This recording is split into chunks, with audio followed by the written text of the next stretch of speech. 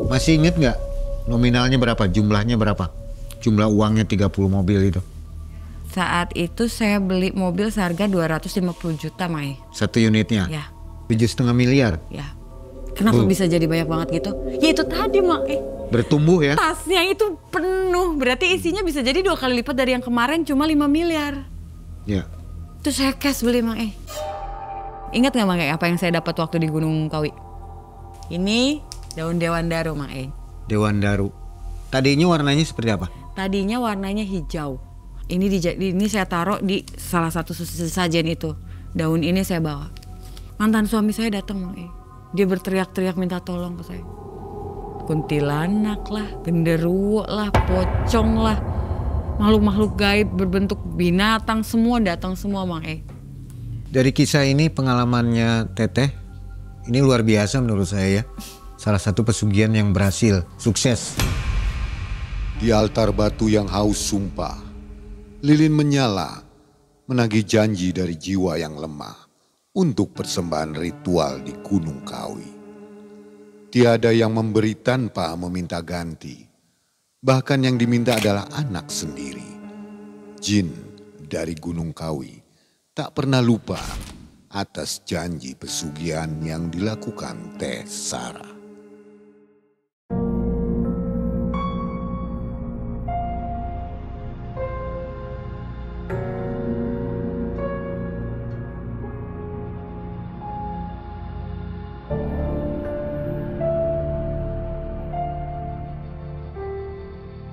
Assalamualaikum warahmatullahi wabarakatuh. Selamat malam Sobat Malam Mencekam. Mudah-mudahan hari ini Sobat selalu sehat dan rezekinya melimpah ya. Sobat pasti sudah menunggu-nunggu kisah selanjutnya dari Teh Sarah ya. Yang kemarin belum tamat nih. Lagi seru-serunya habis. Ternyata Teh Sarah kisahnya emang masih panjang. Hari ini pun masih panjang nih. Jadi jangan kemana-mana, nonton sampai akhir ya. Teh Sarah sehat? Halo, Mang sehat. Apa sekarang sedang apa kesibukan kegiatannya? Masih menjalankan sedikit lah, ada usaha. Ada ya, masih jalan ya? Masih. Setelah meninggalkan gemerlap pesugihannya. Waktu itu uangnya itu Teh Sarah bilang hampir 3 miliar. Ya kurang lebih sih, soalnya saya nggak hitung sih. Berarti tasnya tas gede ya? Ya tas seukuran segini, cuma yang zaman dulu gitu loh, bulat. Kulit? Ya kayak model kulit gitu, tas jinjing sih, bukan koper. Memang sampai di rumah pun nggak dihitung lagi ya tuh ya? Enggak, jadi saking banyaknya tapi lebih ke happy sih Mang Jadi udah happy jadi udahlah gitu. Itu disegel semua kayak dari bank atau gimana? Karetin Mang Karet? Ya pakai karet ditumpuk-tumpuk, tapi memang saya juga ya itu tadi nggak sempat hitung. Waduh, 100 ribuan semua ya? 100 ribuan semua. Katanya mulai buang-buang duit nih, mulai foya-foya ya. Pokoknya yang belum pernah dibeli semuanya. Sampai punya mobil berapa biji waktu itu? Untuk yang rentalnya aja ada 30. 30 rental? Luar biasa ini, pengusaha ngeri ini ya. Dan harus pakai masker ya. Kalau nggak pakai masker kenapa? Agar tidak menyinggung yang lain yang ada di luar sana. Oke, nanya lagi, pastilah ada yang dirahasiakan ya. Betul, Mang Baik, saatnya kita mendengarkan kisah dari Teh Sarah. Malam mencekam, semakin malam semakin mencekam. Ini dia Teh Sarah.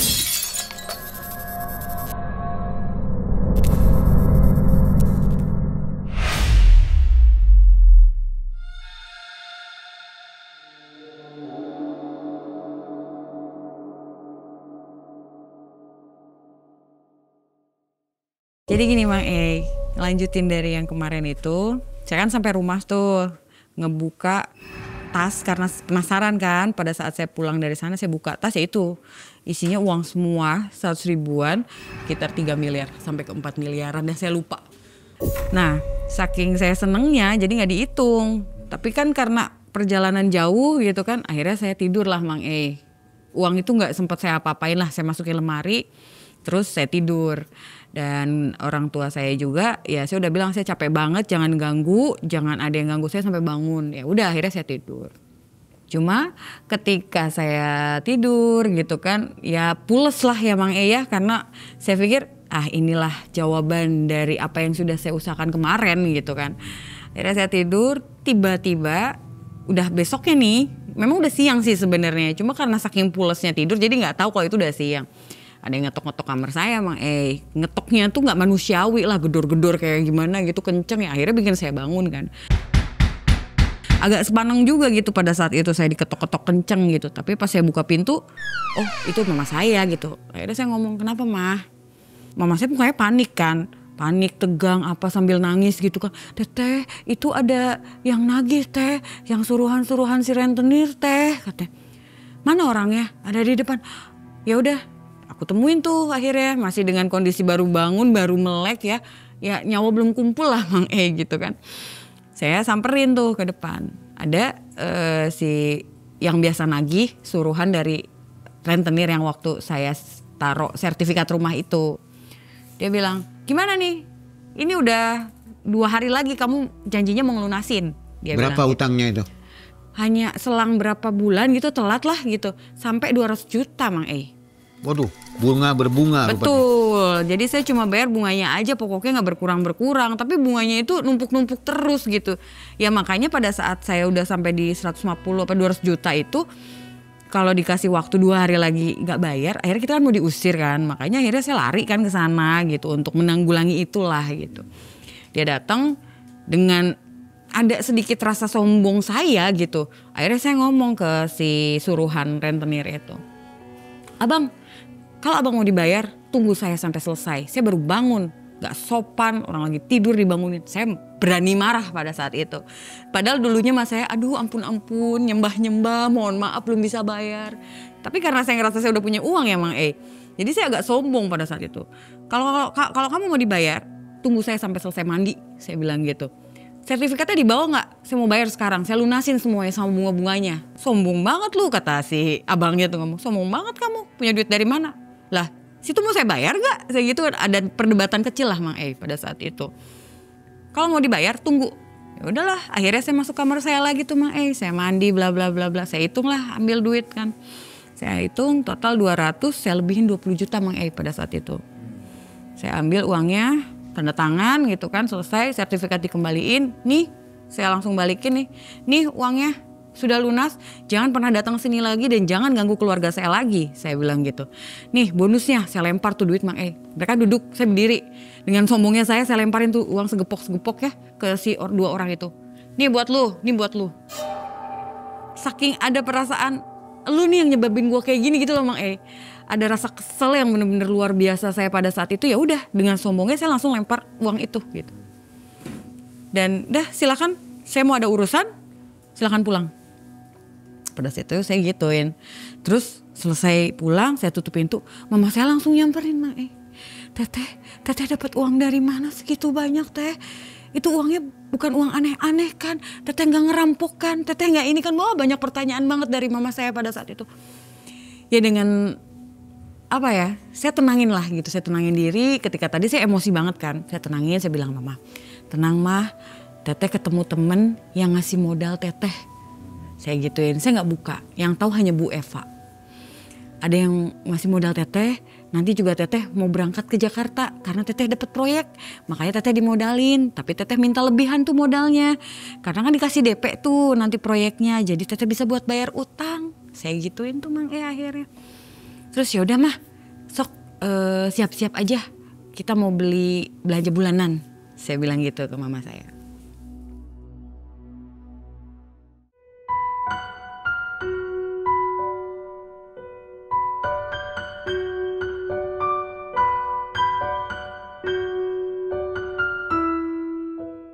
Akhirnya kita siap-siap, saya udah beres apa segala macam. Nah di situ saya telepon kakak saya, tolong rentalin mobil sekarang. Mau kemana? Anterin, mau belanja bulanan.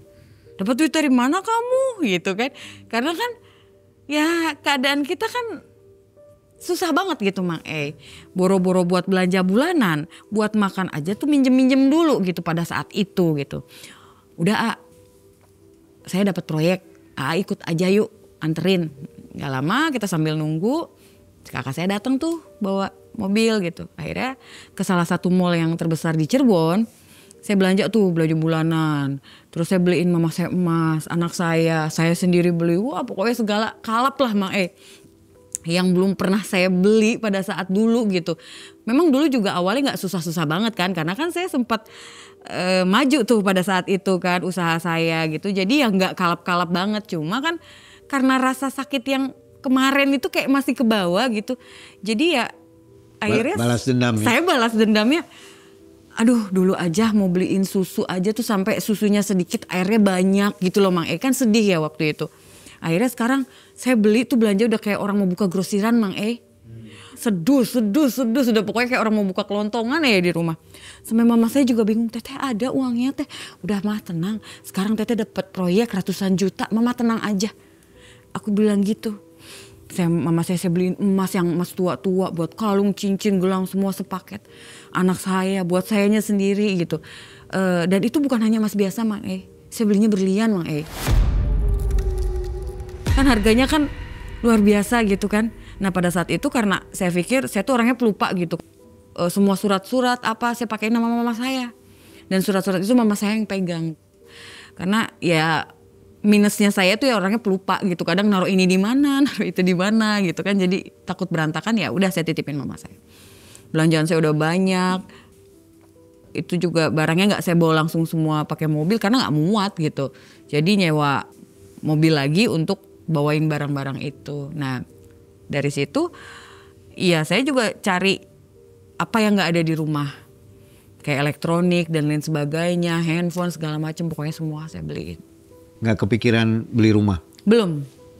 Tapi memang saya udah ada rumah yang saya incer. Karena pada saat saya kemarin-kemarin susah. Kan saya kerja apa aja tuh Mang Jadi sales keliling lah. Yang jadi LC lah. Jadi segala macem kan. Nah pada saat keliling tuh saya kan nawar-nawarin barang. Ngelihat rumah, bagus ya. Kapan ya saya bisa punya rumah ini. Bagus ya gitu kan. Oh bagus ya mobil ini. Ini ya gitu. Nah saya udah ada inceran. Cuma biar gak ngeciriin. Saya belum beli dulu. Karena kan rumah saya udah balik nih. Rumah mama saya itu udah balik tuh sertifikatnya. Jadi masih ada rumah itu. Ketika saya sampai rumah Mang saya cerita ke mama saya. Mah izin ya Teteh mau berangkat kerja. Proyek Teteh di Jakarta. Titip adek gitu kan. Ambil pembantu. Kan kemarin-kemarin mama saya aja Mang karena boro-boro buat bayar pembantu ya. Buat makan aja susah gitu. Saya minta tolong mama untuk cariin pembantu buat ngurus adek sama ngurus rumah. Ini yang bayar siapa Teh? Mama saya masih nanya gitu Mang Ya Teteh nanti yang bayar. Ini Teteh dapat proyek gede mah. Saya gituin Mang Saya ingat tuh waktu itu kan suruh buka usaha ya Mang Jadi buat kamuflase mungkin kan. Nah saya ingat tuh saya manggil kakak saya. Tolong cariin mobil-mobil bekas aja dulu lah. Tapi yang bagus atau enggak yang baru nggak apa-apa lah gitu kan. Sok atas nama siapa untuk buka usaha rental. Bilang gitu. Nanti satu saya beli baru, sisanya beli 2 aja. Tapi yang second tapi masih bagus. Aku bilang buat apa dia nanya buat buka rentalan, so yang pegang. Karena saya nggak di sini, saya di Jakarta. Jadi tolong, jadi biar sama-sama ada usaha juga gitu. Saya percayain itu ke kakak saya. Nah pada saat itu kan ada Bu Eva nih datang. Nah saya minta anter itu untuk nganterin saya ke stasiun. Karena saya udah pamit kan ke anak saya, ke ibu saya, ke kakak saya bahwa saya mau berangkat ke Jakarta. Saya nggak bawa kendaraan karena pada saat itu memang belum beli kendaraan Mang Jadi saya pakai kereta dan minta anter Bu Eva. Karena ya hanya dialah yang tahu apapun segalanya tentang saya pada saat itu kan. Jadi saya minta antar Bu Eva ke stasiun. Nah di stasiun saya nitip pesan tuh ke Bu Eva. Bu titip keluarga saya di sini. Kalau memang ada yang aneh-aneh infoin ke saya. Karena nanti pasti akan saya sering pulang juga ke Cirebon gitu. Nggak bener-bener ada di Jakarta gitu. Jadi tolong titip. Nah pada saat saya mau berangkat. Saya transfer tuh uang ke Bu Eva.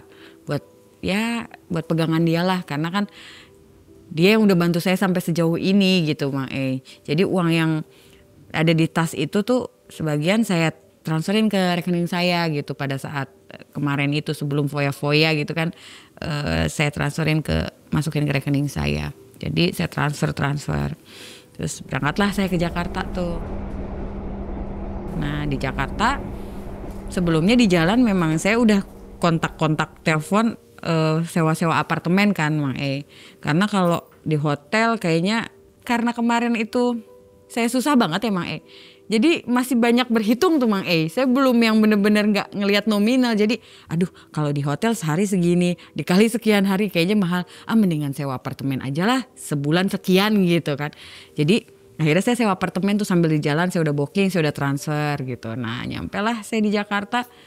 Nah sudahlah mungkin bisa dibilang dunia baru saya gitu. Ini dunia baru saya. Saya istirahat, nah besoknya karena saya cerita ke semua orang saya tuh dapat proyek Mang Padahal kan saya gak punya proyek apa-apa ya Mang ya. Saya jalan-jalan tuh Mang Saya jalan-jalan ke tempat yang lagi ada pembangunan apartemen. Ke tempat yang lagi ada pembangunan jalan tol. Saya jalan-jalan ke situ. Buat apa Mang Buat foto-foto doang Mang Jadi apa sih bisa dibilang pura-pura lah. Update status ya? Ya betul. Jadi saya datengin tuh mamang-mamangnya sambil saya bawain makanan gitu. Saya bilangnya mau sedekah lah gitu kan, ngasih makanan nasi kotak gitu. Ini saya lagi mau berbagi. Nah setelah saya bagi-bagi tuh saya foto-foto sama mereka. Saya pinjem topi proyeknya. Jadi yang seolah-olah memang saya tuh yang lagi ada di proyek itu gitu. Sambil megang apa gitu, minta tolong difoto-fotoin. Dan saya sebar ke media sosial gitu. Jadi itulah yang saya bikin biar orang lain tahu bahwa oh iya memang bener saya lagi ada di Jakarta dengan pegang proyek gitu. Jadi nggak ujuk-ujuk saya mendadak kaya, orang akan curiga. Nah itu yang saya lakuin tuh kayak gitu. Pindah ke sana, pindah ke sini untuk bikin apa ya, punya koleksi. Itulah Mang Nah di situ saya mulai beradaptasi nih. Seminggu, 2 minggu, sebulan saya beradaptasi dengan kondisi Jakarta. Nah karena saya ngerasa punya uang ya Mang tiap malam Mang saya main ke pub, ke klub. Saya di situ ya foya-foya buang-buang uang. Ada penyanyi bandnya tuh, band cafe tuh reguler, band pub itu. Saya ingat masa lalu saya, oh dulu saya pernah ngamen tuh kayak mereka. Itu sendirian aja tuh? Sendirian. Sambil saya cari temen ya. Maksudnya kesendirian saya dan cari temen saya tuh ternyata gak susah Mang di Jakarta.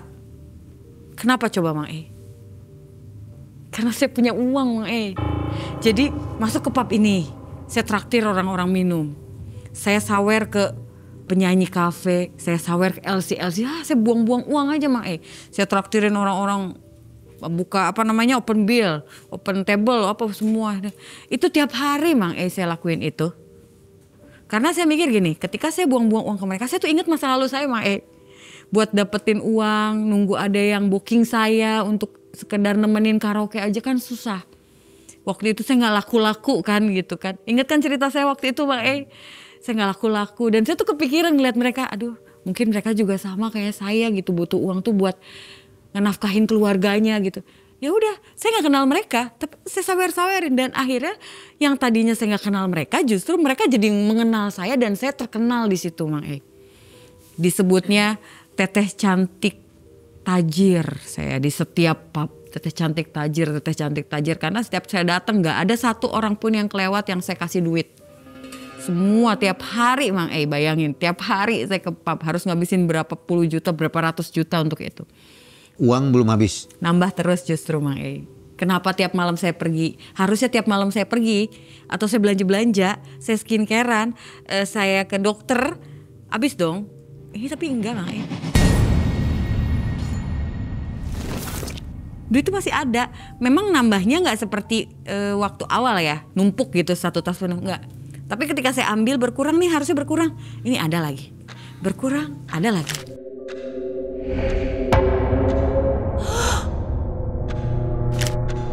Satu hari rata-rata ngabisin berapa? Wah gak kehitung mah Mungkin lebih dari 10 juta mungkin. Sampai ratusan? Enggak sih kalau ratusan mah. Karena ya di bawah 100 juta sih mungkin. Karena di pub itu juga kan masih bisa inilah. Terhitung lah, nggak sampai banyak banget. Cuma kan rutin gitu kan. Jadi anehnya tuh hampir setahun itu duit yang setas itu udah saya bagi ke sini, saya ambil ke sini harus habis. Yang bikin saya happy gitu, makin happy dan makin menggila. Ya itu uang nggak habis Mang Namanya saya perempuan normal, perempuan biasa yang saya sendiri butuh juga dong Mang sama yang namanya cowok gitu kan. Walaupun saya sudah berkomitmen sama diri saya sendiri nih Mang saya gak mau yang namanya punya hubungan lagi seperti dulu atau menikah gitu. Karena rasa sakit dendam sama cowok itu masih nempel ke saya Mang Jadi saya gak mau lagi tuh namanya yang sama cowok tuh yang serius istilahnya. Ya udah kebutuhan saya aja sebagai perempuan dan saya punya uang. Ya jadi saya bisa dengan mudahnya gitu milih siapa yang mau saya mau gitu. Cowok ganteng mana yang saya mau pun bisa ternyata di sana Mang Dan Mang tahu nggak? Di sana bukan cuma perempuan yang jadi jualan.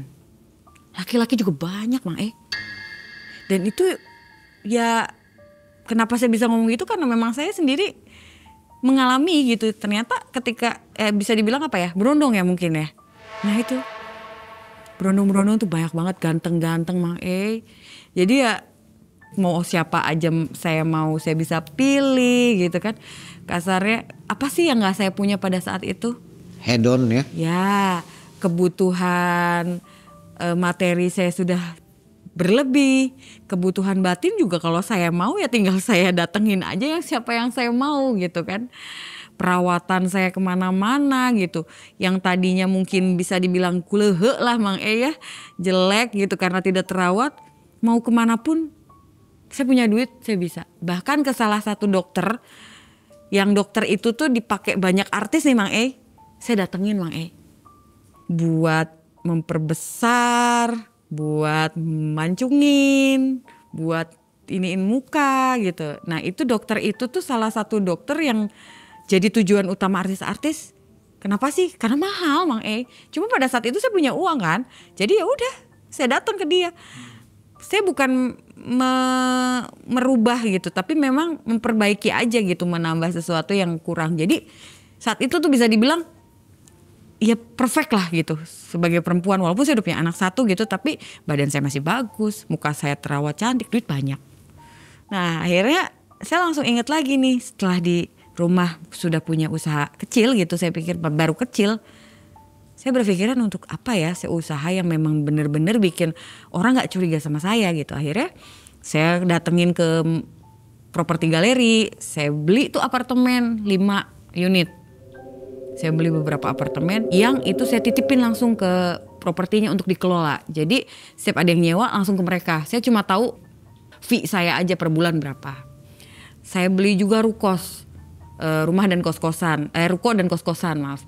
Nah di situ langsung saya titipin juga ke marketing galerinya untuk diolah. Di situ saya beli rukos yang disewain, apartemen yang disewain, dan di situ akhirnya saya beli rumah di Jakarta. Bisa dibilang rumah mewah lah di pusat kota Jakarta. Saya beli mobil impian saya pada saat itu. Ada salah satu mobil impian yang saya pengen banget dan akhirnya saya memberanikan diri untuk beli. Tadinya kan kemana-mana hanya pakai taksi atau ojek online gitu kan. Tapi akhirnya saya memberanikan diri untuk beli gitu karena capek juga ya kayaknya, maksudnya tiap hari harus ini. Jadi semua udah kebeli gitu.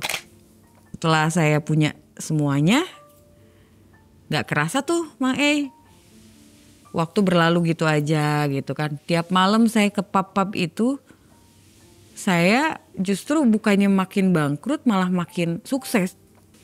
Ya saya sendiri heran ya, cuma sisi lain rasa heran saya tuh terkikis karena oh iya ini mungkin yang saya lakuin tuh ya dari sana gitu kan. Gak kerasa tahun berlalu, masuklah ke tahun ketiga saya ada di Jakarta. Hampir tahun ketiga, 2 tahun lah berarti. Waktu itu tahun 2017 kayaknya. 2017. Nah di situ saya inget mau pulang gitu karena pada saat itu kan anak saya mau ulang tahun nih. Seminggu lagi anak saya mau ulang tahun. Saya telepon lah ke teman-teman saya untuk nyiapin ulang tahun anak saya. Saya pengen bikin ulang tahun anak saya yang meriah. Akhirnya nyewa salah satu ballroom di hotel. Saya bikin semuanya, minta tolong lah sama Bu Eva sama kakak saya untuk nyiapin semuanya. Saya pengen ulang tahunnya yang mewah gitu. Dan pada saat itu malam itu saya lupa bahwa ada sesuatu yang saya hampir lupa gitu kan. Ketika malam itu saya di apartemen pulang gitu kan, dan malam itu bahasa Cirebonnya apa ya, dilalanya tuh apa sih Mang E? Kebetulan. Ya kebetulannya saya malam itu nggak ke pub Mang E. Kayaknya badan capek banget gitu kan, ngantuk banget. Ya udah akhirnya saya nggak kemana-mana tuh, saya di rumah aja gitu kan, nggak kemana-mana. Saya mandi apa-apa, pas mau mandi kan saya ngaca, tiba-tiba di pusar saya Mang E, di atas pusar saya itu kayak ada tanda lahir, warnanya tuh hampir menghitam tapi masih pudar. Tanda lahir itu saya pikir apa ya gitu, karena saya aslinya nggak punya tanda lahir gitu, tapi ketika saya ngaca kok kayak ada tanda lahir di atas pusar saya gitu kan. Nah dari situ antara itu nyata atau tidak Mang E, tiba-tiba saya langsung ada angin kencang kan, dan ada makhluk itu di situ. Makhluk yang waktu itu saya menenggelamkan diri waktu di Gunung Kawi Mang E. Saya nggak tahu itu apakah saya sudah tertidur lalu dia datang, ataukah memang saya masih melek tapi dia datang. Dia bilang, "Dok, 2 hari lagi ya, jangan lupa." Seketika saya langsung ingat, oh iya ya, saya ingat bahwa hari saya ngasih tumbal itu adalah bertepatan dengan hari ulang tahun anak saya Mang E. Malam itu tuh saya nggak ingat gitu kalau ini tuh udah saatnya saya ngasih tumbal pertama saya Mang E. Dia datang kan saya agak kaget kan, karena saya namanya orang udah namanya lagi apa ya Mang E, lagi keenakan ya, dapat duit banyak, foya-foya ini itu semua kacau-kacauan, jadi nggak inget bahwa ini duit dari mana gitu. Nah itu tadi ketika saya habis mandi ngeliat ada tanda, tiba-tiba saya didatengin. Dia mengingatkan saya untuk bahwa jangan lupa 2 hari lagi ke depan kamu harus ngasih tumbal pertama kamu.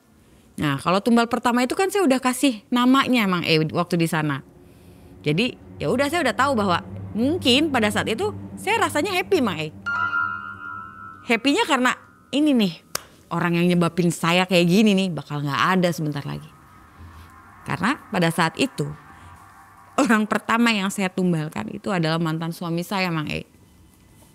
Jadi ya saya happy gitu, karena yang menyebabkan saya begini bakal gak ada. Udahlah akhirnya saya tidur tuh.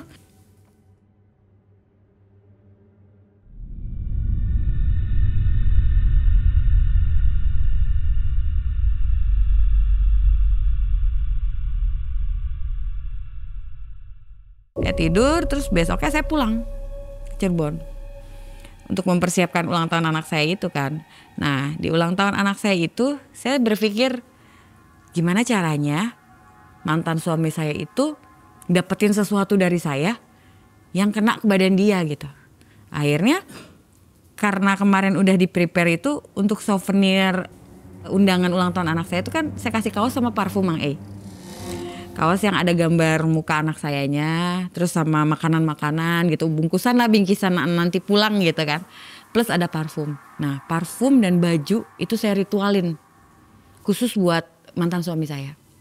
Ritualnya atas petunjuk siapa? Atas petunjuk dari kunciannya. Jadi saya ada beberapa bacaan yang saya baca gitu kan, yang harus di ritualin semalaman sama saya waktu itu. Bener-bener saya bacain untuk masuk ke dalam barang yang bakal saya kasih, terutama itu parfum sih Mang E, karena parfum itu kan bakal nyentuh kulit dia gitu. Jadi ya fokus saya tuh di parfum itu, dan saya bikin rencana anak saya dan kakak saya yang nyamperin ke mantan suami saya itu untuk ngundang dia datang.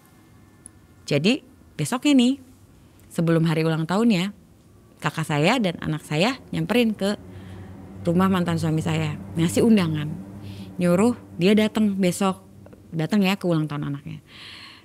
Saya berpikir dia nggak akan datang gitu, nggak mungkin gitu nggak datang, dan ternyata bener gitu, dia nggak datang.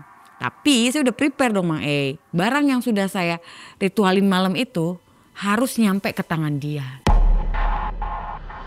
Dengan tameng anak saya gitu kan, minta datang tuh bapaknya, ternyata bapaknya nggak bisa, alasannya masih ada kerjaan gitu kan, nggak bisa. Tapi nah di situ anak saya memang di rumah udah saya setting bahwa ini ngasih parfumnya dan suruh dicobain parfumnya, enak loh, wangi, biar wanginya kayak aku parfumnya tuh udah, maksudnya parfum dia tuh sama gitu kayak itu, memang wanginya semuanya sama Mae, cuma punya dia beda kan gitu kan. Disemprotin lah itu akhirnya parfumnya ke tangan bapaknya, dibantu kakak saya dan segala macam. Udahlah akhirnya itu udah dikasihin, dia tetap diundang, kakak saya pulang sama anak saya dan dia cerita bahwa begini. Ya sudah, selesai itu malam itu kita tidur dan besoknya mulailah ke ulang tahun anak saya. Di ulang tahun anak saya ya meriah lah Mang undangan datang, semua udah datang segala macam, lagi rame-ramenya. Saya istirahat tuh Mang Saya istirahat, saya buka-buka sosial media dong Mang sambil istirahat, sambil ngopi gitu kan. Saya scroll ternyata di sosial media itu terpampang muka mantan suami saya Mang dengan tulisan turut berduka cita.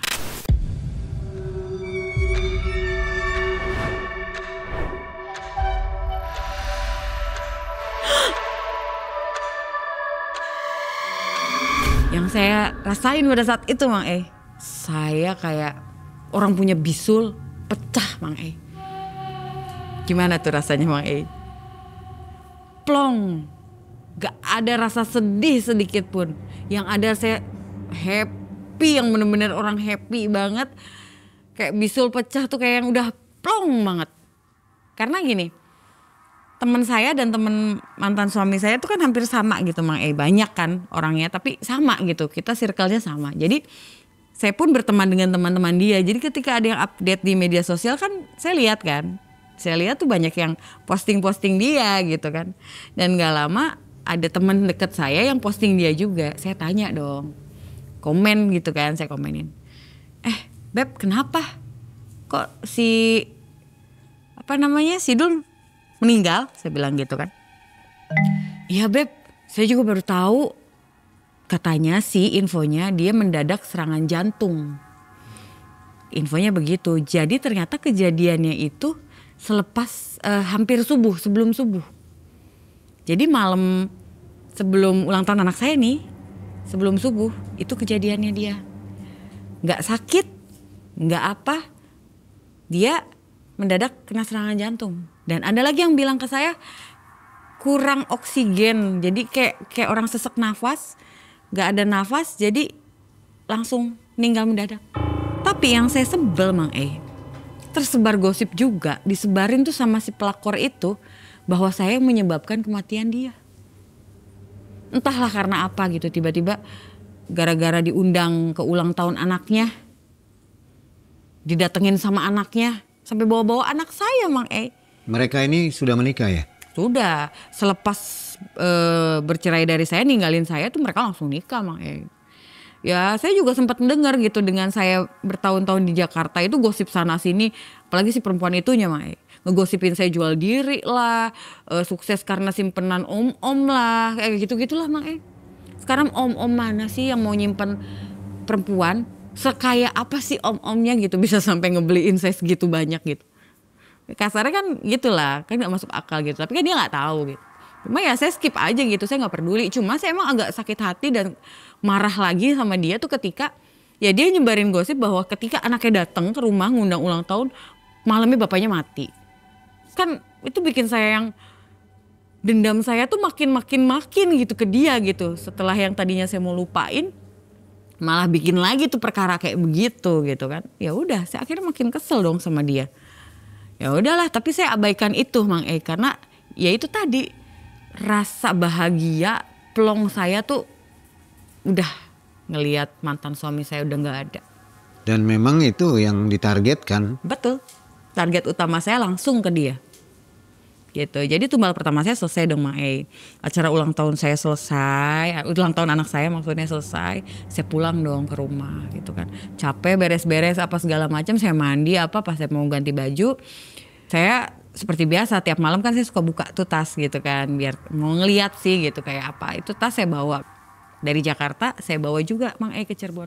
Pokoknya nggak jauh dari saya lah. Sama seperti salah satu barang yang nggak boleh jauh dari saya Mang Ingat gak Mang apa yang saya dapat waktu di Gunung Kawi?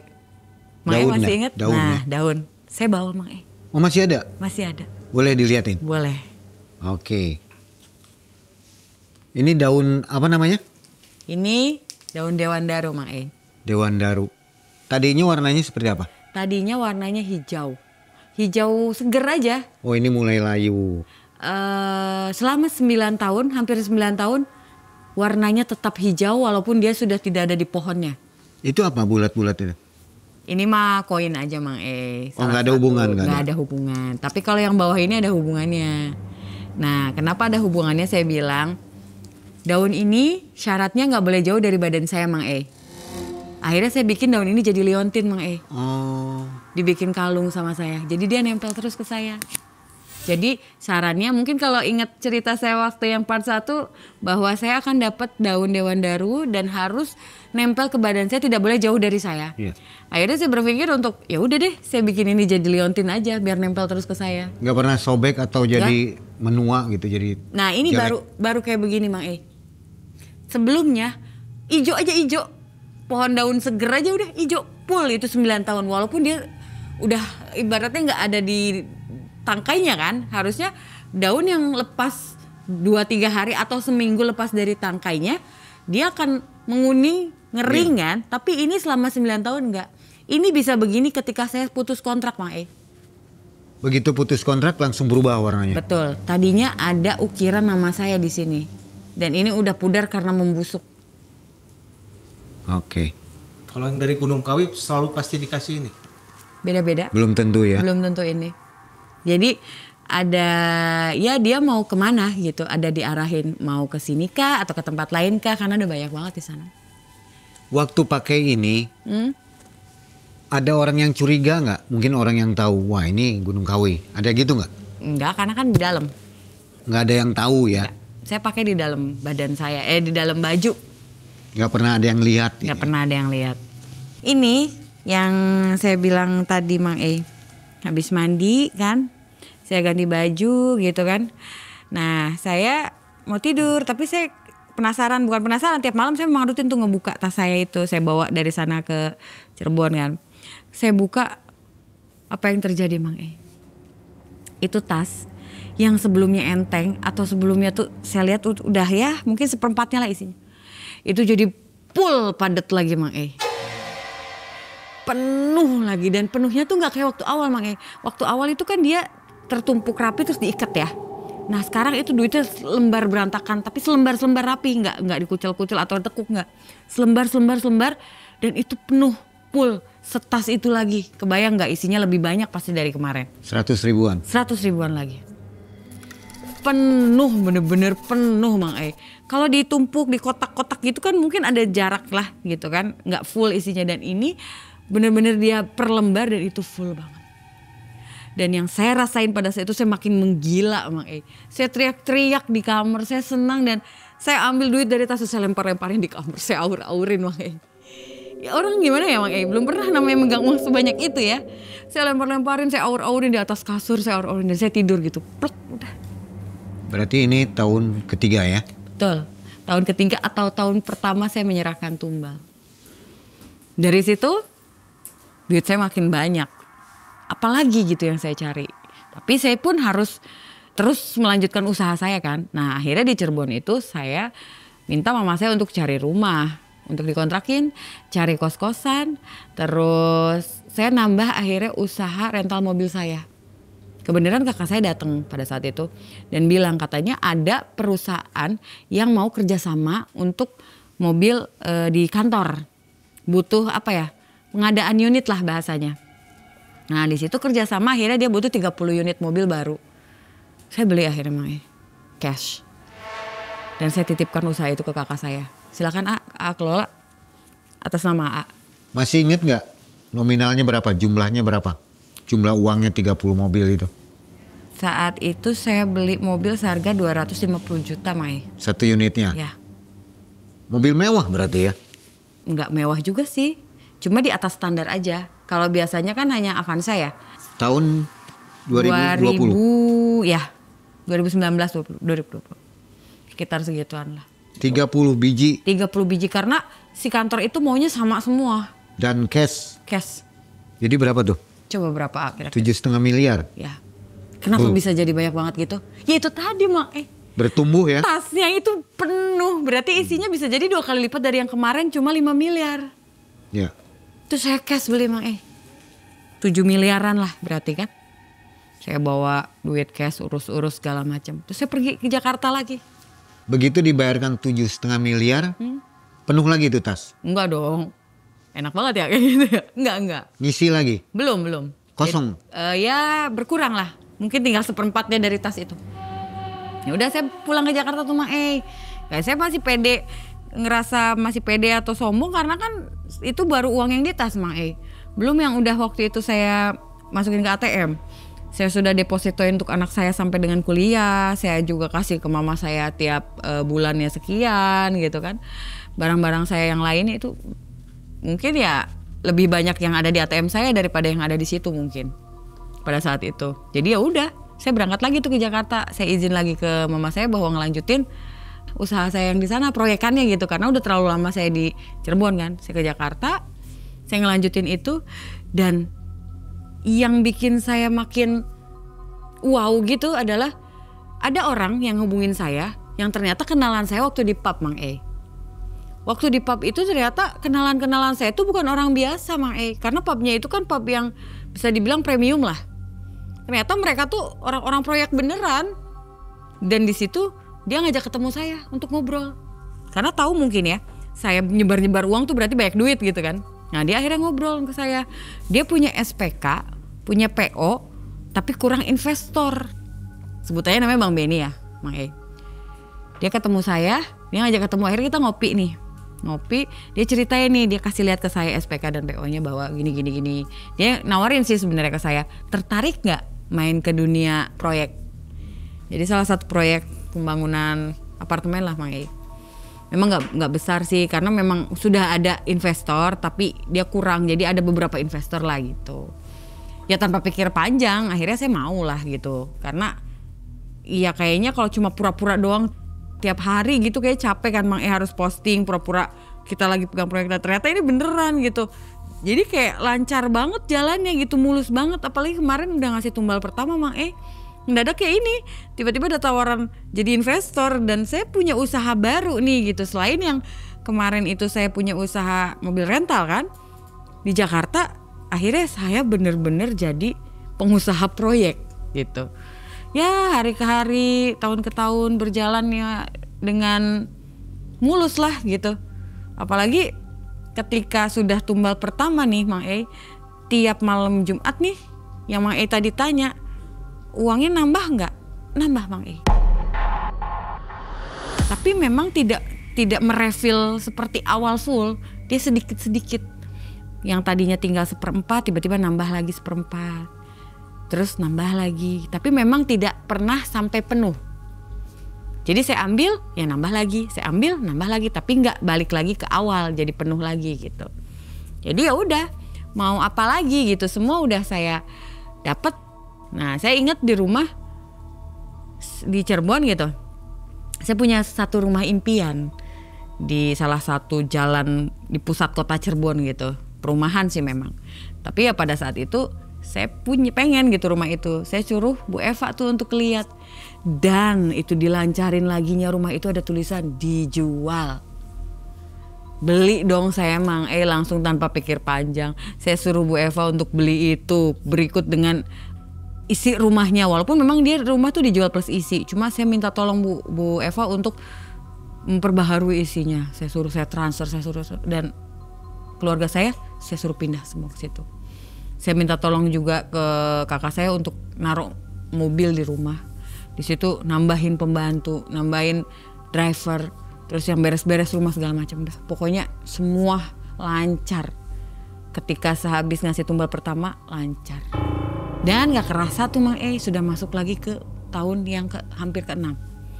Dan di situ saya ngerasa kayaknya gak usah ngerayain ulang tahun anak saya gede-gedean lagi nih. Cukuplah syukuran aja gitu. Nah saya niat juga seminggu sebelum anak saya ulang tahun nih, saya inget kan saya mau pulang Mang E. Nah akhirnya saya pulang lah ke Cirebon gitu kan. Saya bilang gak usah ngerayain lagi deh karena kayaknya capek gitu badannya untuk ngerayain. Kita aja gitu, keluarga aja. Dan di situ saya beneran lupa Mang E, bahwa ketika saya ulang tahunin anak saya tuh saya harus ngasih tumbal karena pada saat itu udah masuk tahun yang ke-6. Saya lupa banget, bener-bener lupa. Karena target utama saya sih sebenarnya udah selesai ya waktu tumbal yang pertama Mang E ya. Nah di situ saya lupa gitu kalau saya harus ngasih tumbal yang kedua, yaitu pelakor saya, si perempuan yang waktu itu pernah saya ceritain yang menyebabkan saya seperti ini gitu. Dan di situ saya agak sedikit panik Mang E. Saya bingung gimana caranya saya bisa deket perempuan itu dan ngasih sesuatu ke perempuan itu. Karena aksesnya kan memang udah bener-bener putus. Dan kita bukan di circle yang sama gitu. Jadi saya bingung pada saat itu. Harus gimana? Harus ngasih apa? Gak mungkin tiba-tiba saya ngasih makanan ke rumah dia gitu kan. Mencurigakan banget kan Mang E. Oh jadi harus ada penghubungnya dulu ya? Iya. Penghantarnya begitu? Betul. Sama kayak yang pertama. Parfum yang kena ke badan dia. Baju yang ulang tahun itu dipakai sama mantan suami saya. Jadi gak bisa saya harus nunjuk nih waktu. Memang 2 nama itu udah saya serahkan waktu di sana Mang E. Mantan suami saya dan pelakor itu ke sana. Tapi memang harus ada yang saya usahain dulu di situ gitu. Saya bingung Mang E. Saya panik. Jadi saya nggak kepikiran untuk nyiapin ulang tahun anak saya dan saya bilang udah nanti lagi deh. Karena saya nggak tahu lagi gitu gimana caranya ini. Di saat itu ya entah pertolongan dari mana gitu, tiba-tiba ketika saya lagi pusing saya scroll sosial media ngelihat ada teman saya, sebut aja namanya Nina ya, posting arisan online. Jadi arisan 10 juta, arisan get 10 juta gitu-gitu. Ada namanya nomor 1 ini, nomor 2 ini, nomor 3 ini. Dan di situ ada 2 nama yang kosong. Nah di 2 nama yang kosong itu, yang jadi perhatian saya bukan yang kosongnya itu Mang E, tapi nama-nama yang sudah terdaftar di situ. Ada nama si Jenab di situ. Saya hafal banget lah nama dia, lengkapnya siapa. Jadi saya nggak mungkin salah. Nah akhirnya saya telepon dong teman saya itu kan. Saya punya nomornya karena emang temen dulu lah pernah kerja bareng gitu pada saat saya jadi SPG. Saya telepon, Nin, lu pegang arisan online gituin kan. Saya ikutan dong. Tapi namanya nama tante saya aja ya, jangan nama saya. Loh kenapa? Gak apa-apa lah, gak enak. Saya juga gak bakal bisa dateng. Karena kan saya di Jakarta nih, saya gituin kan Mang E. Dua-duanya saya mau ya, atas nama Bu Eva. Saya pakein nama Bu Eva. Oh ya Nin, ini baru arisan yang pertama. Iya Beb, ini baru arisan yang pertama, kata dia gitu. Di mana nih buka arisannya? Kebenaran kalau yang pertama kan walaupun online kita harus ada kumpul dulu nih Beb. Jadi kumpul di rumah saya nih Beb, kata dia gitu kan. Ya udah Beb, saya mau ngasih souvenir buat yang datang arisan ya. Oleh-oleh lah, saya kemarin habis dari luar negeri, saya gituin kan. Tolong titipin nanti ke teman-teman yang datang ya. Ada berapa orang? Kurang lebih ada 20 orang Mang E yang ikut arisan itu. Akhirnya itu tuh jadi kayak salah satu jawaban atas kebingungan saya. Mendadak kepikiran aja gitu Mang E. Saya ikut itu, saya pikir bakal ngasih ini ngasih itu, jadi kayak ada yang ngarahin aja gitu. Akhirnya saya ritualin lah Mang E. Saya beli kalung emas Mang E. Walaupun gak besar lah ininya, gram-gramannya. Saya beli kalung emas sama parfum.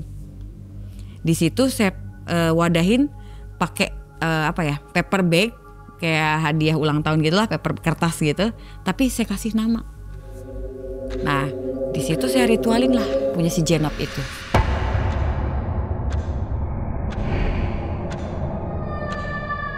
Saya ritualin. Saya suruh Bu Eva datang besoknya ke rumah si Nina. Karena acaranya tuh malam. Bertepatan dengan acara ulang tahun anak saya. Besoknya gitu kan. Nah jadi si itu saya kasih dulu lah ke si Bu Eva. Bu Eva nyamperin ke rumah Nina. Beb, nanti si tante saya yang ikut ulang tahun itu dia bawain hadiahnya ya. Acara lu malam kan gitu. Ini nanti dia datang tuh jam 2-an. Nyamperin lah Mang E. Terus dia telepon saya ketika barangnya udah datang. Beb, kenapa dikasih nama? Kan barangnya sama aja. Ya gak apa-apa Beb, alasan saya gak apa-apa Beb. Soalnya saya takut lupa nih nama-namanya jadi saya list. Oh ini udah. Tapi jangan sampai kebalik ya Beb ya. Soalnya kan saya liatin karakternya teman-teman nih yang ikut. Oh ini pantasnya saya kasih ini pantasnya. Emang isinya beda-beda ya? Isinya sama, tapi hanya liontinnya aja Beb yang beda. Saya gituin. Nah dia nyaksiin dong pada saat arisannya, apa aja arisannya, dan dibagi-bagiin lah si souvenir itu. Dia bilang dari dia gitu, karena saya minta tolongnya bilang dari lu aja beb souvenirnya gitu, oleh-oleh. Dipakai lah itu kalung sama teman-teman semua yang ikut arisan. Plus masing-masing ya namanya cewek ya emang ya. Kalau ada parfum pasti langsung dicobain kan, semprot sana sini. Ih wangi, ih enak, ih segala macam. Nah itu Bu Eva tuh nyampein ke saya kejadian semua yang ada di sana. Dan mereka bareng-bareng itu selfie tuh banyak kan make kalung saya itu gitu. Dan itu diupload di media sosial dan saya lihat, ya udah di situ saya tenang banget Bang. Saya senang banget. Jadi saya pikir ini pasti berhasil nih. Tapi dalam hati saya masih agak-agak takut juga karena takutnya kebalik. Takutnya nggak nyampe tuh, itu namanya tuh bukan buat si Jenab itu. Tapi ya udahlah saya pede aja gitu. Nah setelah acara itu maksudnya acara itu masih berlangsung, saya ajakin keluarga saya ke Tegal Mang ke Guci. Untuk ya kumpul aja yang saya bilang tadi, ngerayain ulang tahun anak saya tapi keluarga saya. Ya udahlah, akhirnya kita di Guci, Ibu Eva masih ada di Cirebon untuk melanjutin acara arisan online itu. Nah di Guci ya udah kita ya sewa villa gitu kan, kita makan-makan, barbekyuan apa segala macam di sana ngadain ulang tahun. Terus ya malam ya udah kita tidur masing-masing. Besoknya nih kita bangun siang semua nih. Nah siang itu saya lihat media sosial ya, biasalah bangun tidur kan masih males lah gitu, males-malesan di kasur. Saya lihat media sosial lagi, itulah yang terpampang akhirnya mukanya si Jenab itu.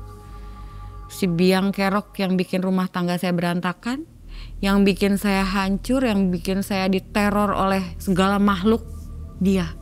Dan akhirnya dia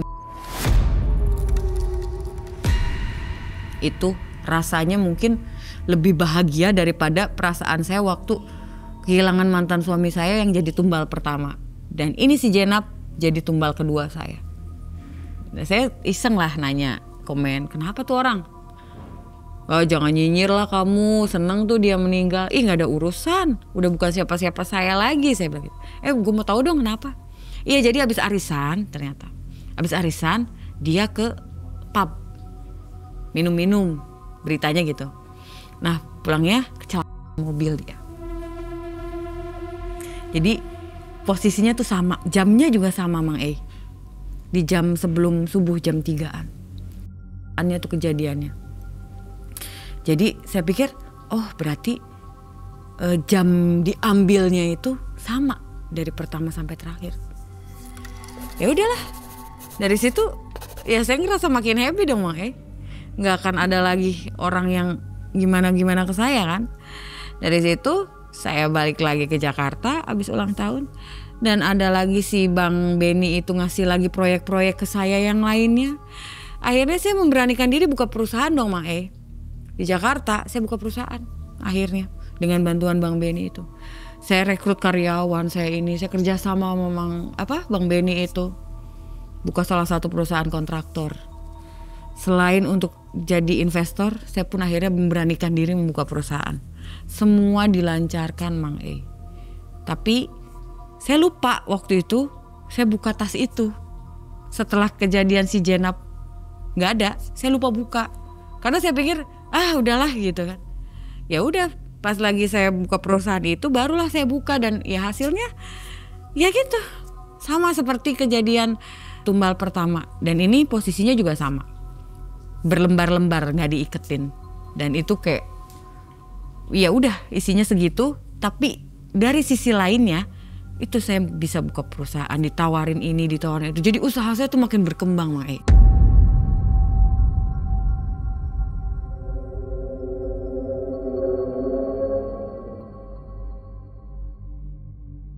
Tahun berjalan, usaha saya makin sukses. Saya tinggal terima transferan sana sini.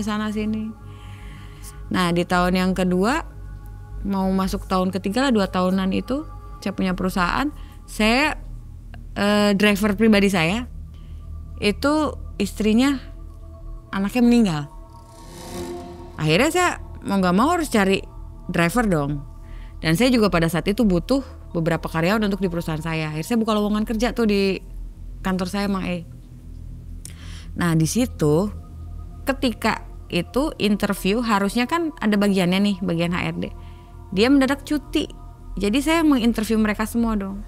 Dan terakhir konyolnya seorang CEO gitu kan, interview driver. Kan konyol Mang Tapi anehnya saya mau aja gitu karena emang gak ada kerjaan gitu, lagi gak ada kerjaan.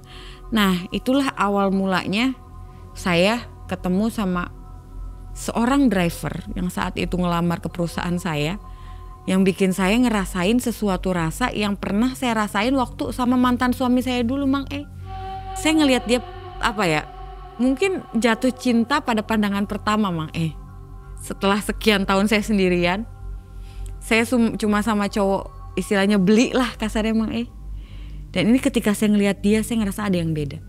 Yang tadinya driver itu buat di kantor, akhirnya saya ambil buat driver pribadi saya Mang Laki-laki itu namanya Dadang, sebut aja Dadang lah Mang Dia yang soleh, sholatnya rajin, ininya rajin. Dia tiap malam nganterin saya tetap ke pub. Tapi di sisi lain tuh kayak dia ngingetin, udah Bu, udah malam pulang. Kayak gitu-gitu Mang Jadi saya yang anehnya tuh bisa nurut sama dia gitu. Kan driver dan pembantu saya tinggal bareng di rumah saya kan.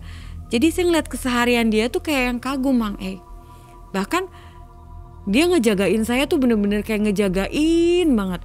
Jadi yang bikin saya makin nyaman deket sama dia gitu. Padahal dia seorang driver Mang Sampai orang-orang terdekat saya ngomong, awas lo, hati-hati lo. Dia cuma mau manfaatin uang kamu aja. Hampir semuanya gitu Mang Tapi ya saya gak peduli gitu. Saya kan ngerasa udah nyaman di situ. Tiap hari dia jagain saya. Tiap hari saya masih ke tempat hiburan malam gitu. Dia yang nganterin saya, ngejagain. Tapi sedikit demi sedikit dia kayak yang ngingetin saya bahwa udah deh, kasihan badan ibu sakit, kasihan lo rusak badannya, udah jangan minum-minum lagi kayak gitu-gitu. Dikit demi sedikit kok saya kayak nurut gitu, ngelihat dia sholat. Jadi kayak ada rasa sesuatu yang beda yang belum pernah saya rasakan sebelumnya, dan yang memang saya tutup waktu itu Mang karena saya nggak mau lagi yang namanya ngerasain jatuh cinta, berhubungan sama laki-laki, nikah apalagi nggak mau Mang Tapi ketika ketemu si Dadang tuh kayak yang beda semuanya Mang Entahlah itu jalan siapa gitu yang mempertemukan saya sama si Dadang seperti itu. Bahkan satu sisi akhirnya si Dadang memberanikan diri, tiba-tiba dia suatu hari ngelamar saya Mang Saya bingung kan dilamar sama orang gitu, tapi memang saya sebenarnya ngarepin itu dalam hati saya gitu. Ya hanya atas dengan banyak hal gitu akhirnya saya nerima dia, tapi saya cuma nikah siri sama dia Mang Saya belum berani untuk nikah resmi. Ya udah, akhirnya yang tadinya dia driver saya, dia jadi suami saya. Kita makin deket lah, makin memperbaiki hubungan segala macem. Semuanya berbeda gitu. Dari yang saya dulunya sering ke klub malam udah enggak lagi. Karena saya ngehargain Dadang yang saat itu gak memperbolehkan. Sedikit demi sedikit perubahan. Sampai tiba suatu saat saya malam itu mau tidur, saya seperti biasa beres-beres, saya diliatin lagi tuh tanda hitam di pusar saya. Saya udah lupa Mang bahwa saya masih ada ikatan perjanjian. Karena saya rasa hidup saya udah sempurna ketika saya punya Dadang. Di situ saya diliatin lagi dan kebenaran Dadang waktu itu belum pulang. Datanglah makhluk itu lagi ngingetin saya. Saya pikir saya bingung kan karena saya belum menyerahkan nama lain. Waktu itu saya cuma nyerahin 2 Mang Tiba-tiba dia bilang, jangan lupa Neng, apa Dok, 2 hari lagi saya minta kamu kasih tumbal ke saya orang yang saat ini dekat dengan kamu dan kamu sayangi. Sosok makhluknya seperti apa? Masih yang dulu? Masih sama yang dulu. Seperti apa? Gambarkan. Berbadan ikan, berkepala manusia, tapi bertanduk. Itu dia bisa ada di dunia kita gitu, maksudnya di atas. Sedangkan dulu saya ketemu dia kan di air ya, dengan bentuk dia yang sesungguhnya gitu, ikan tapi berkepala manusia. Tapi ini ada di sini gitu, saya sendiri nggak tahu lah. Saya makanya setiap ketemu sama makhluk itu saya berpikir apakah saya sedang tidur, dimimpiin, tapi enggak. Saya masih sadar gitu. Dan itu didatengin itu, dia bilang gitu, orang yang saat ini dekat dengan kamu dan kamu sayangin. Saya minta itu ya, jangan lupa. Dan saya gak nyangka itu bakal kejadian kayak gitu Mang E. Dan seketika tuh saya kayak yang, hah? Kok endingnya gini ya? Saya panik Mang E, saya takut. Wah, saya udah yang ketika didatengin itu tuh bener-bener yang saya kayak, wah, ini berarti Dadang dong. Bisa Dadang, bisa anak berarti ya? Ya, tapi saat itu yang saya pikirin cuma Dadang, Mang. Karena dia bilang ya, orang yang saat ini dekat dengan kamu dan kamu sayangin. Kalau yang saya sayangin, saya banyak berpikir antara mama saya atau anak saya. Tapi yang saat ini dekat dengan kamu dan sangat kamu sayangin. Dan pada saat itu memang kondisinya kan saya baru menikah. Dan lagi sayang-sayangnya, ibaratnya tuh saya lagi bener-bener sudah lupa sama semuanya. Hidup saya tuh udah terasa sempurna sama Dadang. Udah gak ada lagi dan dia yang bikin saya berubah gitu. Saya telepon lah Bu Eva akhirnya. Ibu gimana Bu? Wah ini ternyata tumbal yang terakhir itu dia minta Dadang Bu. Saya kan cerita, tiap hari saya cerita apa yang saya lakuin. Saya nikah siri dengan Dadang juga saya cerita ke Bu Eva. Ibu gimana? Ini saya harus ngasih Dadang, ini gimana caranya? Ibu saya mau berhenti Bu. Saya mau berhenti Bu, saya gak mau. Saya sampai teriak-teriak Mang saya gak mau Dadang diambil, saya gak mau. Saya mau berhenti Bu. Ibu tolong saya Bu, tolong saya. Bentar Neng, bentar ya. Ibu coba hubungin kuncian yang di sana. Akhirnya Bu Eva nolong saya nelfon ke sana. Dan malam itu juga saya disuruh pulang jemput Bu Eva. Malam itu juga saya harus ke Gunung Kawi. Pergilah saya sama Bu Eva ke Gunung Kawi. Karena Dadang belum pulang, akhirnya saya minta izin lewat telepon. Maaf, saya mau nganter Bu Eva dulu karena ada keluarganya yang darurat di kampung. Akhirnya saya berangkatlah ke Gunung Kawi. Saya ketemulah kuncian yang waktu itu saya ceritain apa, bahwa yang dimintanya adalah suami saya. Dan saya gak mau. Tolong gimana pun caranya saya mau memberhentikan pesugihan ini, saya bilang. Saya mau memberhentikan kontrak ini, gimana caranya? Akhirnya saya dikasih syarat lah sama dia. Dari 10 orang hanya 1 yang berhasil. Dia bilang gitu. Bahkan mungkin gak ada. Satunya saya harus mempersiapkan sesajen. Dan terutama ini Mang E. Ini saya bawa. Ini saya taruh di salah satu sesajen itu. Daun ini saya bawa. Terus ada beberapa persyaratan lah yang itu semua sudah disiapkan. Tapi satu yang bikin yang benar-benar khawatir adalah kalau ini gagal, selain Dadang akan diambil, kamu pun gak selamat. Nyawa saya dan nyawa Dadang di situ taruhannya untuk memberhentikan proses ini. Tapi berbekal rasa takut saya kehilangan Dadang, bukan lagi yang saya pikiran takut kehilangan harta Mang E pada saat itu. Takut kehilangan Dadang, saya menyanggupi. Di situ dalam waktu 1 minggu saya harus kembali ke pohon Dewan Daru. Saya semedi di situ. Saya lakuin ritual yang diarahin oleh kuncen itu. Selama 7 hari berturut-turut. Saya nggak boleh bergerak dari situ.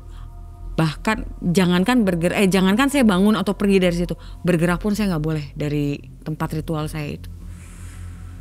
Ternyata nggak mudah Mang E. Waktu awal saya mau pesugihan tuh mudah. Saya cuma nyelam. Saya nunggu daun ini jatuh.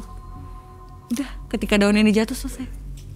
Tapi ketika saya memberhentikan ritual ini tuh gak mudah Mang E. Saya didatengin banyak makhluk. Saya digoda dengan ada yang noel saya, manggil saya. Dan terutama yang bikin saya takut adalah orang-orang yang udah meninggal di dalam hidup saya. Itu muncul semua Mang E. Seolah kayak mau makan saya gitu. Pada saat itu dia datang dengan berbagai macam bentuk. Mantan suami saya datang Mang E. Dia berteriak-teriak minta tolong ke saya.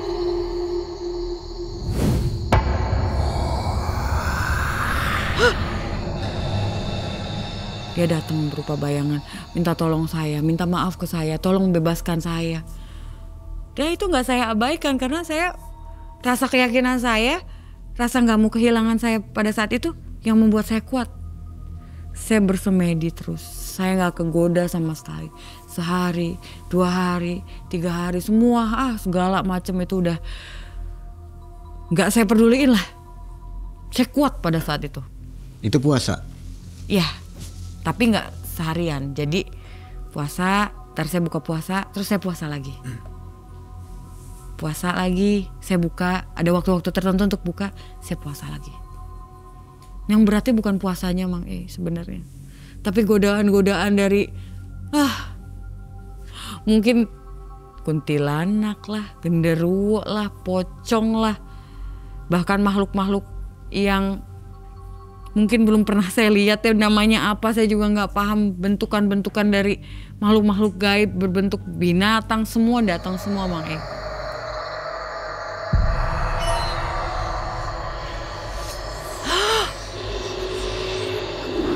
Rasa takut ada Mang manusiawi lah ya Mang ya. Tapi rasa takut kehilangan suami saya itu lebih besar yang akhirnya bisa mengesampingkan itu semua. Masuk hari ke-7, hampir gagal saya Mang Di hari ke-7 itu, mendadak saya dengar suara anak saya Mang Seolah anak saya ada di depan saya Mang Dia datang ke saya.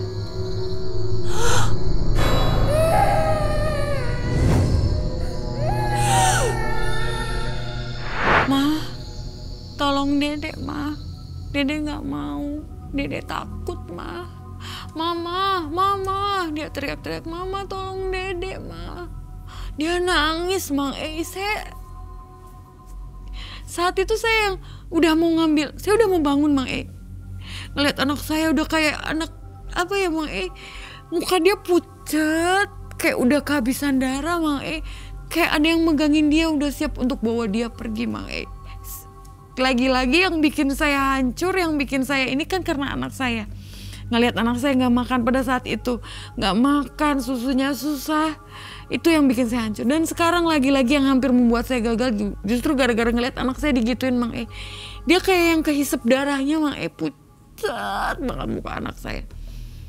Itu yang bikin saya mau gagal. Teriak-teriak. Kayak ngerintih-ngerintih kesakitan gitu Mang Mama tolong Dedek Ma, tolong Ma.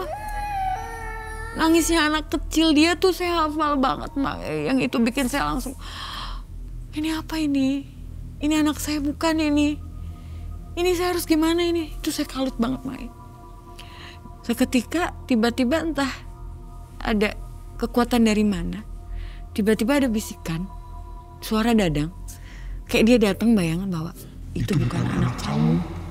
Anak kamu di rumah sama mama kamu. Disitulah langsung yang tadinya saya mau bangun Mang mau ngambil anak itu. Gak jadi. Saya tahan sampai akhirnya waktunya berakhir. Saya ditepuk tapi saya gak bangun karena saya takut itu godaan lagi kan. Jadi saya gak bangun. Ternyata ada panggilan dari juru kunci dan juga ada suara Bu Eva. Sudah selesai, Dok. Sudah selesai, Dok. Sudah selesai. Bu Eva dan juru kunci itu datang ke depan saya.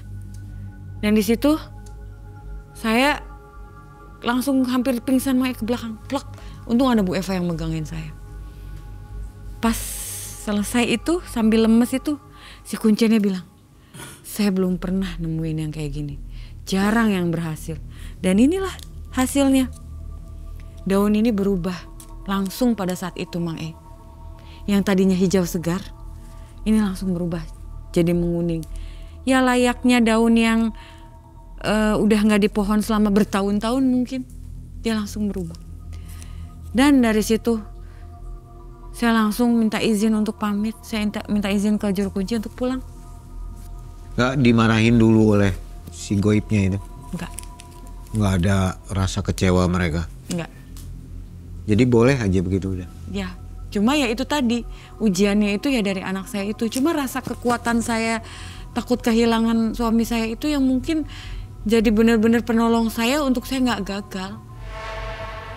Pada saat itu kan harusnya saya bisa ngasih tumbal ke dia, tapi sebelum waktunya saya sudah meminta untuk menyelesaikan, menghentikan dengan godaan yang luar biasa Mang Setelah itu saya pulang ke Cirebon Mang sama Bu Eva.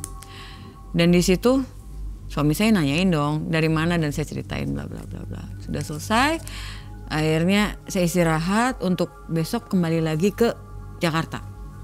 Pada saat di perjalanan saya menuju Jakarta, saya ditelepon karyawan saya. nangis-nangis, teriak-teriak, wah ada keramaian. Ternyata di Jakarta perusahaan saya itu, perusahaan kontraktor itu kebakaran Mang E. Ludes, kebakar, nggak tersisa apapun. Saya pikir, oh ya udah, saya nggak kepikiran apa-apa ya Mang E. Saya pikir memang ya udahlah, namanya orang kecelakaan gitu kan. Sampai saya di Jakarta, saya di apartemen, saya diinfoin dari pihak marketing bahwa penyewa apartemen saya dan ruko saya itu menghentikan sewanya itu. Padahal waktunya belum selesai. Hanya tinggal beberapa bulan lagi tapi nggak diterusin. Biasanya tiap bulan tuh selalu rutin terus nambah lagi. Jadi ngontrak lagi. Dan ini selesai Mang E. Ya saya juga nggak kepikiran bahwa memang ini efek dari saya putus kontrak ya Mang E. Karena saya pikir ya udahlah, mungkin orang lagi susah. Jadi ya sepi, ya udah biarin aja. Toh saya juga masih punya duit gitu kan. Dan saya lupa gitu bahwa ini nih saya udah selesai kontrak gitu.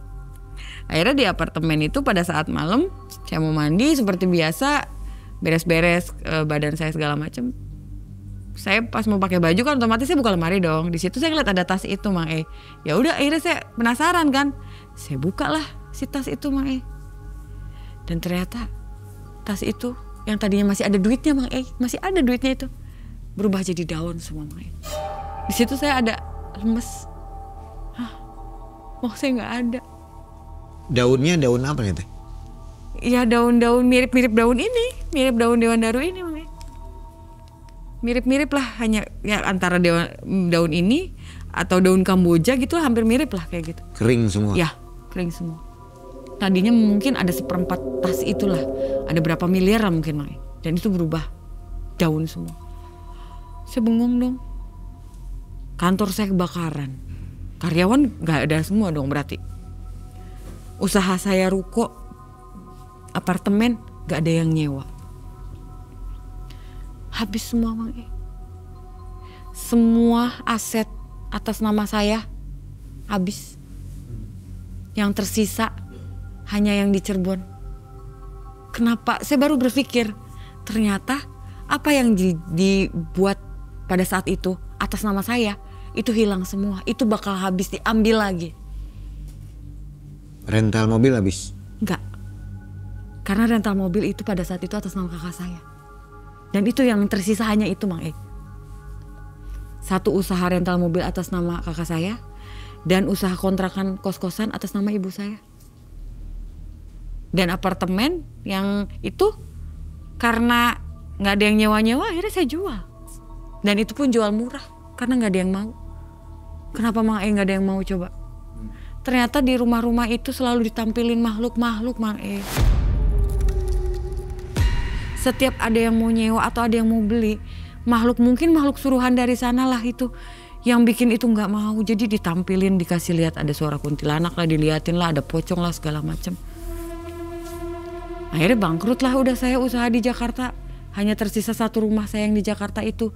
Dan karena itu atas nama anak saya pada saat itu masih ada. Dan yang di Cirebon nggak ada yang nama saya semua atas nama ibu saya sama kakak saya. Dan itulah yang tersisa sampai sekarang. Rumah di Jakarta masih ada? Masih ada.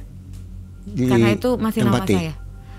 Saat itu, waktu itu masih ditempatin. Cuma saat ini sudah dijual. Udah dijual sekarang? Sudah. Untuk 2 tahun setelah itu saya jual. Karena saya diperingatkan sama sama suami saya.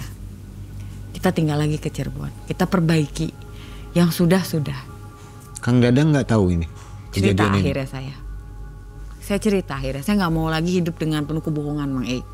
Saya takut dia diambil lagi. Akhirnya saya cerita kenapa pada saat itu saya kesana, kenapa saya begini, saya begitu, dan itu ya udah. Saat dari situ saya diajak tobat sama Dadang. Saya benar-benar tobat, sholat tobat segala macam yang akhirnya hilang semuanya. Yang tersisa hanya usaha kos-kosan ibu saya dan rental mobil kakak saya. Sampai sekarang? Ya. Masih aktif berarti? Masih aktif karena itu masih kontraknya perusahaan maksudnya. Ya. Penghasilan saya hanya dari itu 2. Memang masih ada, tapi tidak berlebih seperti waktu itu. Tapi yang bikin saya bahagia, tetap bahagia, saya punya Dadang, Mae. Sampai sekarang ada, Kang Dadang? Masih ada. Jadi berkisah ini Kang Dadang juga tahu ya? Tahu, Pengalamannya diceritakan di MM, tahu. nggak marah? Atas izin dia saya bisa menceritakan ini. Oke. Dan anak sehat? Alhamdulillah sampai sekarang. Umur berapa dia sekarang? Sekarang berarti usianya udah SMP ya Mang Perempuan ya? 9 tahun tambah 11 tahun tuh berarti SMP ya Mang Ya. Ya perempuan. Dari kisah ini pengalamannya Teteh, ini luar biasa menurut saya ya. Salah satu pesugihan yang berhasil, sukses. Bahkan pemutusan juga berhasil. Padahal itu umumnya sulit ya. Bisa diri sendiri yang terbawa. Tapi ini dengan mudahnya bisa lolos dari cengkeraman makhluk gaib ya. Teh mau bagi-bagi pesan nggak untuk penonton Malam Mencekam supaya hidupnya lebih baik lah ya? Ya pesan saya, mungkin saya bukan orang baik ya Mang karena saya sendiri pernah melakukan itu, tergoda, terjerumus oleh godaan setan ya pada saat itu karena dendam gitu kan, akhirnya menghalalkan segala cara, mengakibatkan orang lain nggak ada gitu. Mungkin ya itu karena saya sebenarnya, bukan karena makhluk itu. Ya saya sih cuma berpesan ya udah jalani hidup apa adanya, jangan merugikan orang lain, memperbaiki diri sendiri, introspeksi diri, ngaca tanpa harus menjelekkan orang lain atau ngelihat orang lain seneng kitanya panas harus ikut seneng. Udah sih paling saya itu. Dan jangan bermain-main sama yang namanya pesugihan. Dah. Tapi setidaknya Teteh kan puas ya. Puas sih. Suaminya diambil, pelakornya juga diambil. Itu udah cukup puas ya? Sangat puas. Sampai sekarang terbalaskan. Sampai sekarang terbalaskan. Cuma ya itu tadi, apa yang saya lakukan sudah dibantu oleh Dadang. Mungkin Dadang salah satu makhluk yang dikirim Tuhan untuk mengingatkan saya. Ya, untuk menuntun menyelamatkan saya ke jalan yang baik lagi, jalan yang benar lagi, bahwa apa yang kamu lakukan salah gitu. Ya mungkin itu, makanya itulah saya lebih takut kehilangan Dadang daripada kehilangan harta saya. Berakhir di tahun berapa teh? Tahun kemarin. 2024. Ya, akhir tahun kemarin. Baru ya? Baru. Kurun waktu itu setelah tobat ada yang datang nggak makhluk-makhluknya? Secara langsung sih enggak sih, cuma mungkin adalah sedikit-sedikit gangguan-gangguan, godaan-godaan kayak gitu sih makanya. Setelah itu sulit nggak menjalani kehidupan setelah mungkin bertobat? Kalau dibilang sulit sekali enggak, tapi memang agak sulit ya. Memang kita jadi berjuang lagi dari nol, walaupun memang ada usaha ya Mang tapi memang kita berusaha untuk berjuang lagi, memperbaiki usaha tapi dengan jalan yang baik. Nyesel ya? Nyesel banget Mang nyesel kalau melakukan itu, tapi untuk menyesal kehilangan mantan suami dan pelakor tidak. Cukup puas juga dengan harta berlimpah ya. Jadi bisa sudah seperti, pernah puas. Iya, seperti selebritis lah ya. Iya. Oke Sobat Malam Mencekam, itulah akhir kisah dari Teh Sarah. Mudah-mudahan menjadi contoh buat kita semua. Ambil yang baiknya, buang yang jeleknya ya. Jangan ikut-ikut Teh Sarah. Teh Sarah ini salah satu yang sukses dalam pesugihan. Mungkin kalau dicoba oleh Sobat belum tentu sukses. Terima kasih Teh Sarah, sehat selalu. Semoga kehidupannya kembali normal kembali ya. Amin. Makasih banyak Mang Sama-sama. Assalamualaikum warahmatullahi wabarakatuh. Waalaikumsalam warahmatullahi wabarakatuh.